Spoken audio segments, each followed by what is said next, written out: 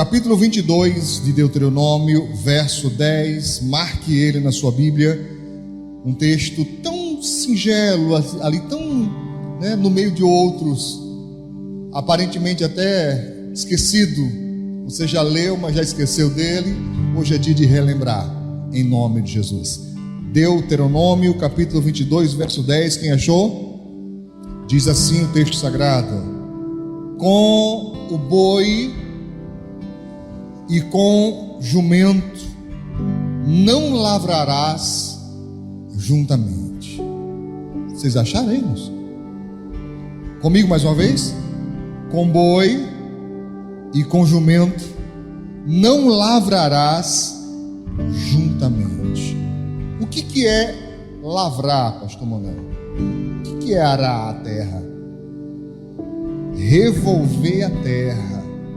Por que o agricultor faz isso? Para que o oxigênio entre, para que os nutrientes, aquilo que nutre a terra, entre, para que a terra se torne fértil. Então, de longa data, o agricultor sabe disso, que ele precisa revolver a terra, arar a terra. Mas olha que coisa interessante, Deus coloca como lei, isso está na lei, eles tinham que cumprir isso como obrigação. Deus disse: você não vai lavrar juntamente o boi com o jumento. Por quê? Pergunta seu irmão aí, por quê? Por que está na lei? Por que isso é uma regra? Por que Deus está preocupado com o boi e com o jumento? Uma das primeiras coisas a aprender é que Deus se preocupou com todas as áreas do povo de Israel. Mas aqui, irmão, salta aos meus olhos algo muito importante. O boi, ele é maior do que o jumento.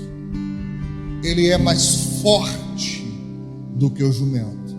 Embora o jumento seja mais rápido e mais ágil, o boi é maior e mais forte. E se nós nos permitirmos sair da questão de agricultura e trouxermos isso para a nossa vida, poderia ser equivalente a dizer: não deve-se ser colocado duas pessoas tão diferentes, duas pessoas tão desiguais para uma mesma tarefa. E se nós pensarmos assim, então surgem algumas questões, porque a maioria de nós vai discordar disso. Não, pastor, não tem problema se eu colocar duas pessoas desiguais, diferentes. Eu sei que desigual parece estranho aos seus ouvidos, talvez pareça para alguns, mas entenda de um âmbito geral. Em um âmbito geral, duas pessoas muito diferentes, trabalhando na mesma coisa, qual o problema que vai dar? Deus está dizendo aqui: não faça isso. Por quê? Por causa do jugo desigual. Se você nunca carregou lata d'água, como eu fazia quando era criança, para encher carro-pipa, talvez você não tenha ideia de como isso funciona, mas eu levava. Meu irmão é bem maior do que eu. O pessoal que acha que eu sou alto, meu irmão é maior do que eu, tá? E eu notava que nós pegávamos, pastor Manuel, nós colocávamos um pedaço de madeira. Não sei se você fazia isso na sua região, mas a gente colocava um pedaço de madeira, nas argolas da lata, para que cada um pegasse de um lado e nós pegássemos água no rio para encher a nossa pipa de água, para levar de volta para dar água para os animais. Mas eu me dava mal toda vez, porque eu conseguia sentir o peso pendendo para o meu lado. Ele era maior do que eu, E a lata, pastor Manuel, ia escorregando o balde, escorregando, daqui a pouco estava bem perto de mim. E eu levava o peso maior.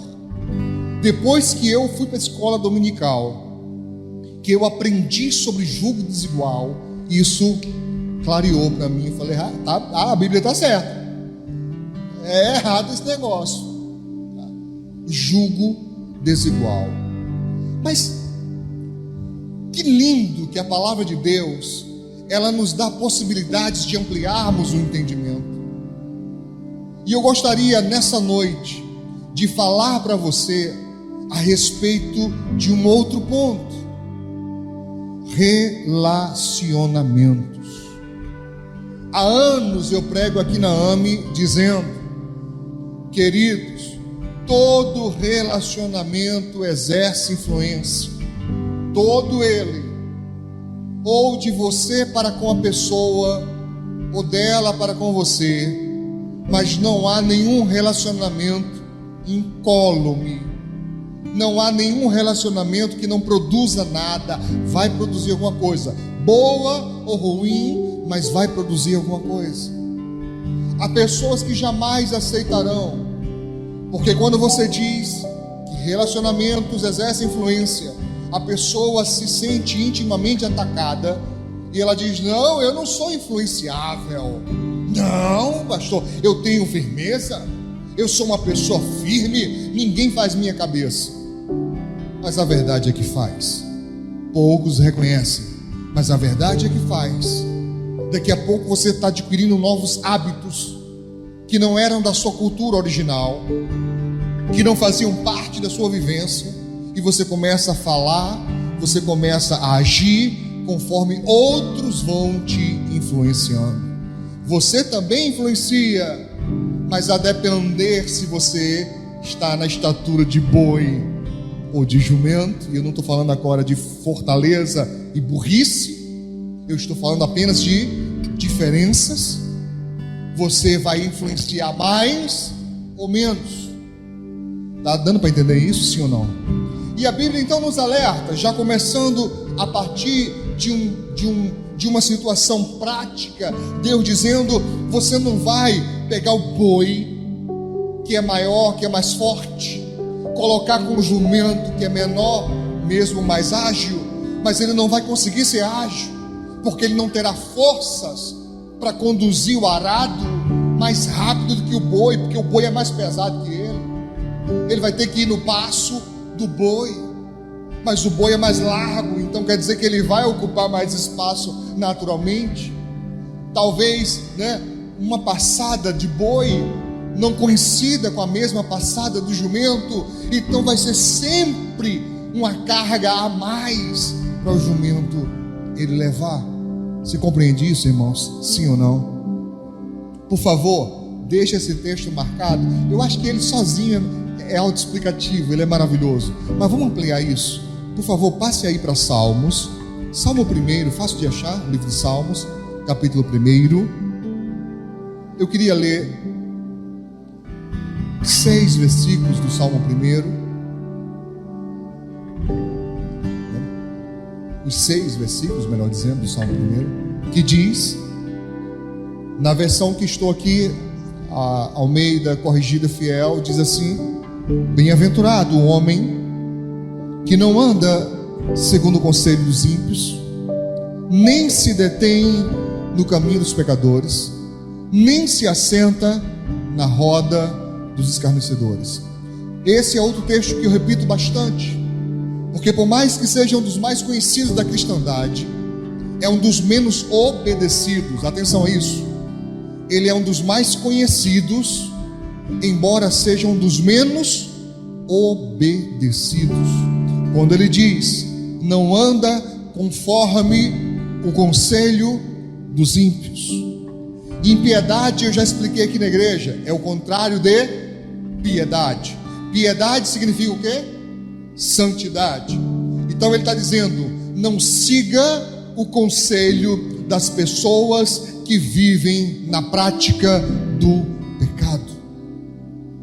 Por quê, pastor? Porque a prática deles constrói sua ação, sua personalidade, a sua cultura, os seus hábitos, a sua rotina. E evidentemente que o conselho dessa pessoa está baseado na sua própria vivência, naquilo que ela tem como suas crenças centrais, naquilo que a pessoa tem como seu sistema de crenças. Entende o que eu estou dizendo? Vamos tentar melhorar isso. Quer dizer o que, pastor? Que eu não devo ouvir conselhos? Muito pelo contrário, nós devemos ouvir muitos conselhos, mas a Bíblia não diz ouça conselho de todo mundo, e tem gente que faz isso. No culto passado eu falava a respeito daqueles que não atendem ao que diz o escritor aos Hebreus quando fala obedecei aos vossos pastores. E aqui eu citava e eu percebi um certo desconforto de uma parcela aqui da igreja quando eu citei sobre isso. Olha para cá, senão você perde o entendimento, a mente fica vagueando. Quando eu citei isso dizendo, olha o que o escritor aos Hebreus está dizendo: atenda aos vossos pastores. Por que razão, pastor Manuel? Diz a palavra de Deus, porque eles velam, né? Eu explicava, velar significa estar de vigia, estar de olho, estar atento sobre a sua vida. Eles velam sobre a sua vida, como aqueles que hão de dar conta delas, vão prestar contas dela. E eu dizia, irmãos, não tem nada de errado de você ouvir mensagens. Eu ouço muito, por exemplo, né? Ouço muito pastor Silas Malafaia, desde criança eu acompanho. Ouço muito a Joyce Meia, ou Maia, como alguns falam, Meia. Ouço pastor Marco Feliciano, ouço Napoleão Falcão, meu Deus, ouço quem mais? Tanta gente, principalmente porque tem muito a ver com o meu ministério, as mensagens do pastor Miles Monroe. Ouço bastante coisa de outros pastores. Por quê? Porque eu não sou o dono da verdade, eu não tenho todas as respostas, eu não sei tudo, mas sei onde buscar. Amém? E sei que Deus chama, pastor Manuel, pessoas para um ministério específico e dá uma graça específica para aquela pessoa, onde ela se torna ali mestre e doutor daquele assunto. E às vezes é um assunto que eu não tenho domínio, então eu vou buscar na fonte. A fonte nem é a palavra de Deus, não? É e sempre será. Mas Deus sempre usou os seus servos para transmiti-la. Amém? E existem coisas que nós só conseguimos compreender através da revelação da palavra pregada. Só na palavra escrita nós não conseguimos. Precisamos da palavra revelada através da pregação. Então eu vou e ouço. Mas tem gente que se perdeu. A pessoa, ela escuta mais outros de fora do que os de perto. Entende o que eu estou dizendo? Isso não é o pior não, irmãos. O pior é aqueles que nem pastores escutam. Escuta qualquer um que passa.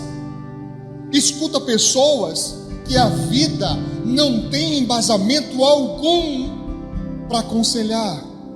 Por exemplo, que conselho daria alguém adúltero ou adúltera para quem está passando problema no casamento? Qual o conselho que dão? Fala aí, gente.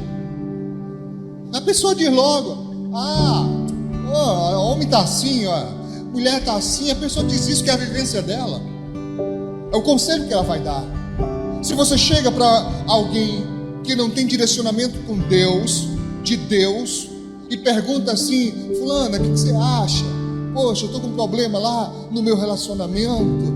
Pô, o homem é bruto, o homem é ignorante, o homem é cabeçudo demais. Tem gente que vai dizer: deixa, arruma outro. Você está me entendendo? O camarada chega na roda de amigos e fala: olha, minha esposa, rapaz, uma mulher trabalhou, uma mulher tribulada, meu Deus, uma praga, mulher é prima de Jezabel. Negócio pesado. Ela vai dizer: meu irmão, para de perder tempo, deixa essa mulher, ruma a outra. Você é um cara bonito, ruma a outra. E a pessoa vai naquele conselho. E o pior, a palavra conselho não fala só de, sabe, uma oração, uma expressão, não é só um falar. Conselho também indica ajuntamento.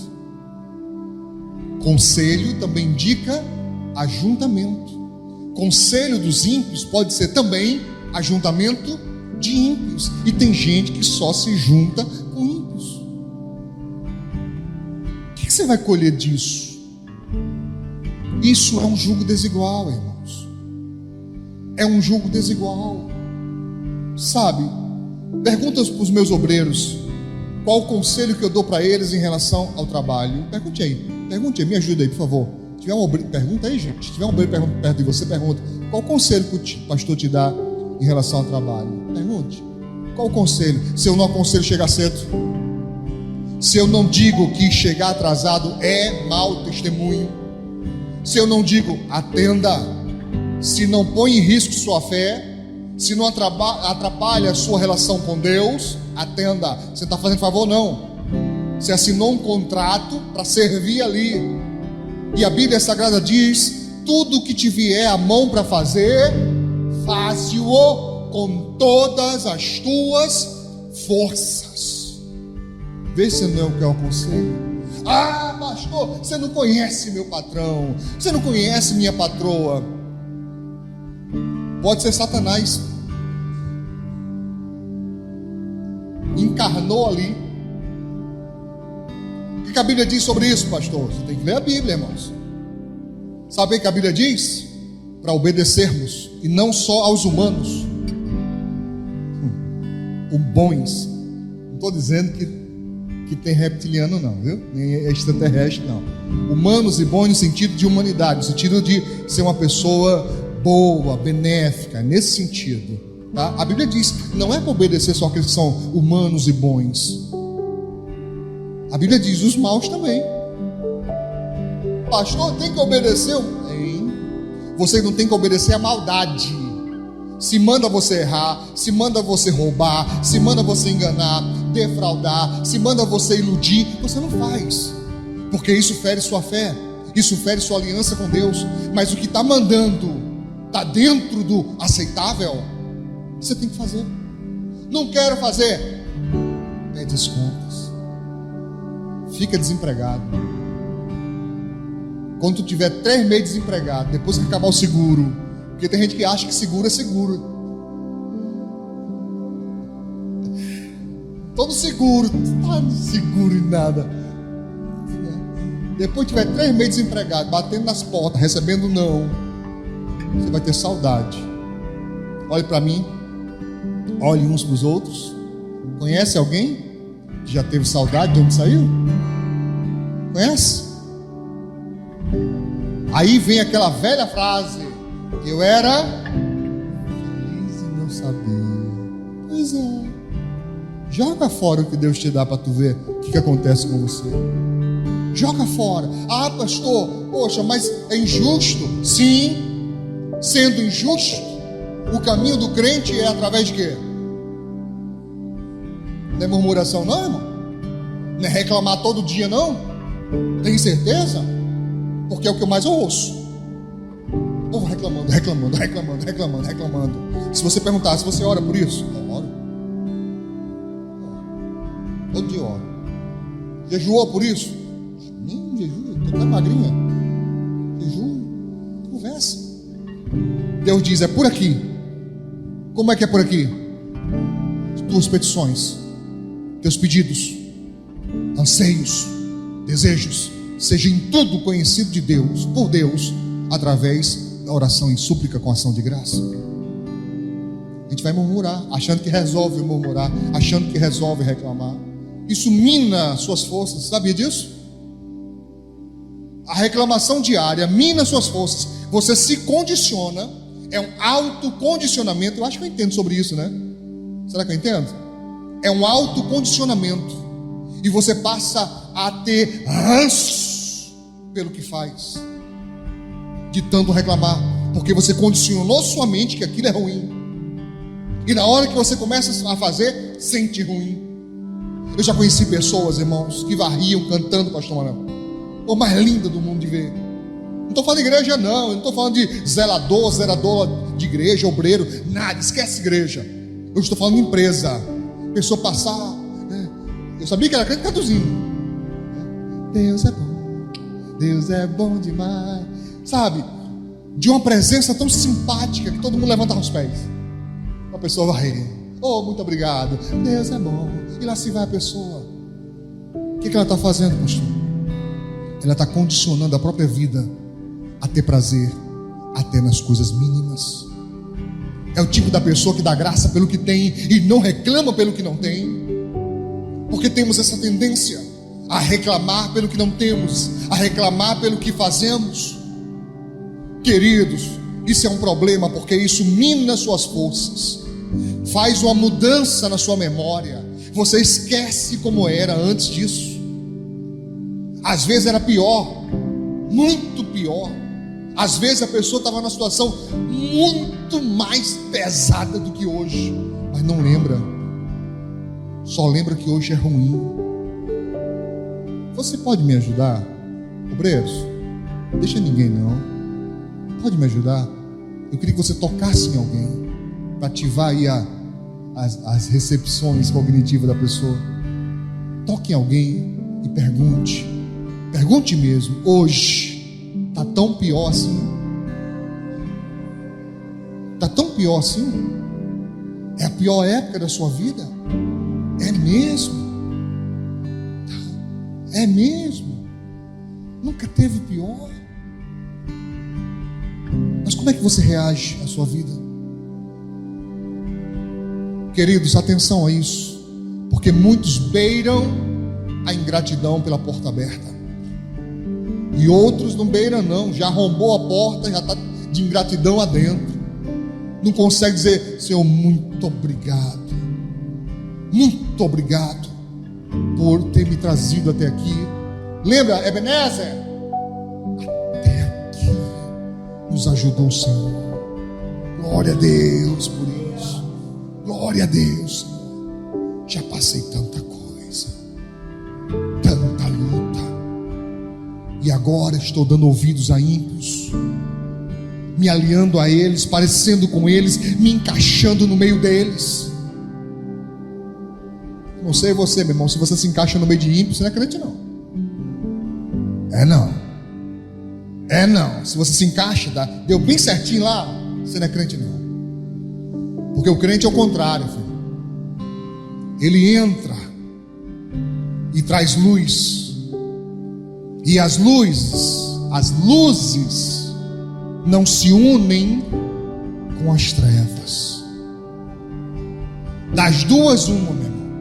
Ou essa turma começa a respeitar você como servo de Deus, ou eles mesmos se afastam, porque você atrai a Cristo. Sabe, as pessoas vão até você porque você tem algo que elas não têm e elas queriam ter: paz, amor, tranquilidade. Mas você vê uma geração de crente que é mais perturbada que os outros. Uma geração de crente que é tudo perturbado, irmão. Aí chega, sabe, arrumando confusão, criando contenda, criando desavença. E isso tudo por quê, pastor? Porque seguiram e entraram no conselho dos ímpios, porque se detém no caminho dos pecadores, porque se assenta na roda dos escarnecedores. Já alertei isso aqui, pessoal. Gente, cuidado. Gente, cuidado. Se você senta com gente que zomba de outros, seja por qual motivo for, você está pecando. Você está pecando. O pessoal fala de bullying. Eu não quero saber de bullying, eu quero saber da Bíblia. E a Bíblia diz: zombaria é pecado. Não é só uma coisa politicamente incorreta, é pecado. Por favor, leia de novo, né? Nem se assenta na roda dos escarnecedores. Escarnecer é zombar, zombar dos outros. Tem gente que senta em toda a roda de escarnecedores. Estamos zombando do chefe. Hoje eu encarnei que não é de chefe. Estamos zombando do chefe, a pessoa senta para zombar também. Meu filho, eles podem estar certos, o chefe pode não valer nada, né? Ser Beuzebu em pessoa lá dentro. Sai dessa. Sai dessa. Eu saio. Toda vez que eu percebo que eu estou numa roda de escarnecedores, eu me levanto e saio. Saio mesmo, pode ser quem for. Eu me levanto e saio. Porque eu lembro da Bíblia, eu lembro do texto sagrado. E eu lembro, isso não é para mim, tá? Falar mal dos outros não é para mim. Por quê, pastor? Porque eu sei que quem fala mal dos outros um dia falará mal de mim. Isso é batata. Porque se tem uma coisa que é verdade, tá? É que os fofoqueiros são democráticos. Eles não estão nem aí para quem é, não. Ele fala mal de cima, de baixo, de lado dele, não estão nem aí. Deu bobeira, eles estão falando mal. Anda colado com você. Fica de pé aí, pastor Manuel. Anda colado com você. Colado.